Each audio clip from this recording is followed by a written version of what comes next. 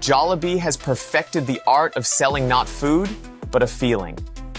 For decades, it has been ingrained into Filipino culture as more than just a fast food chain. It's a national icon, a taste of home, a supposed symbol of pride. But the truth behind the smiling bee mascot is far less wholesome. What Jollibee really offers is a carefully engineered illusion, one that preys on children's innocence, exploits the emotions of struggling families, and normalizes paying more for less. Beneath the cheerful commercials and family-friendly image is a corporation that has mastered emotional manipulation while serving meals that are small, nutritionally hollow, and undeniably below average in quality. From an early age, Filipino children are bombarded with Jollibee's marketing. The mascot appears in commercials, school programs, parades, and even community events. Their birthday parties are designed as indoctrination rituals, with kids lured by bright colors, dancing characters, and cheap plastic toys. The experience is made to feel magical, shaping a lifelong attachment to the brand. Children don't care about portion size or food quality. They just see joy and fun. By the time they grow up, that bond is so ingrained, they crave the memory of Jollibee more than the actual food. It's not about taste, it's about nostalgia, which is why even adults who know the meals are mediocre still come back for that fleeting sense of comfort. But once you strip away the sentimental memories, you're left with meals that offer very little substance. The spaghetti is infamous for its excessive sweetness, drenched in a watery sauce that tastes more like candy than a proper pasta dish.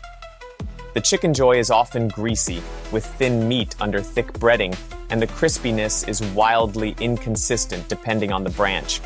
The burgers are small, dry, and packed with fillers rather than quality beef.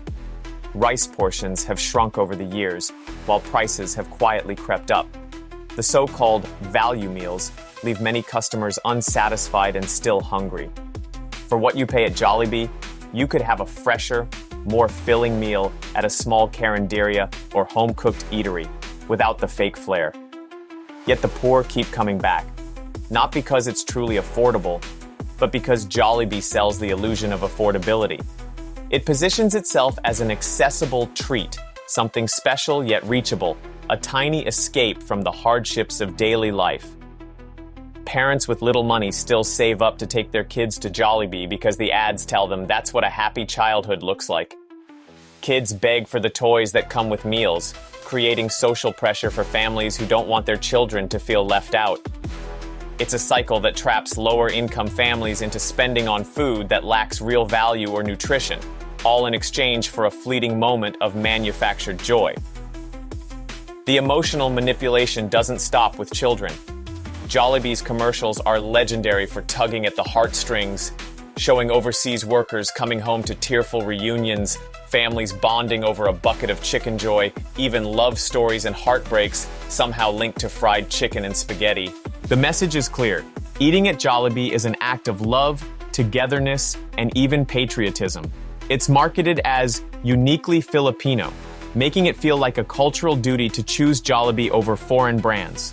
In reality, the food quality isn't any better than the global chains it competes with, but it hides behind the facade of national pride to justify its mediocrity. And then there's the health aspect. Jollibee's menu is built on the cheapest and most unhealthy ingredients: deep-fried chicken, sugary sauces, processed burgers, and white rice. It reinforces bad eating habits from a young age, normalizing high-sugar, high-fat, low-nutrition meals. For a country already battling rising rates of obesity, diabetes, and hypertension, the omnipresence of Jollibee only deepens the problem. But the marketing never talks about that.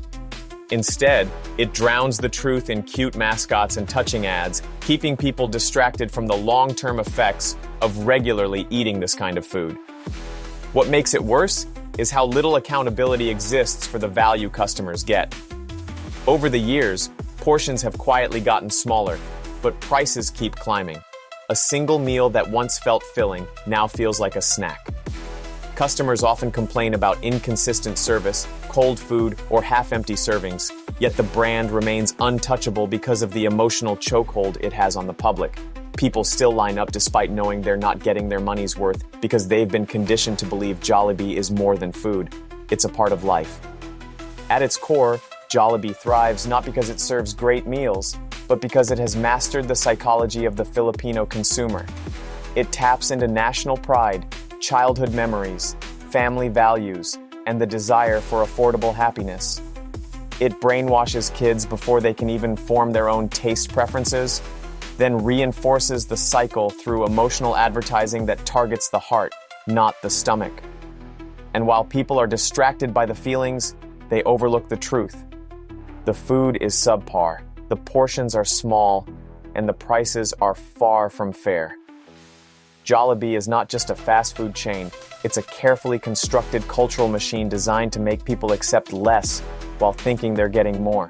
It preys on emotions, turning what should be an honest exchange, money for good food, into a manipulative relationship built on nostalgia and patriotism. And in the end, it's the ordinary Filipino who loses, paying too much for too little, while being told it's all part of being happy.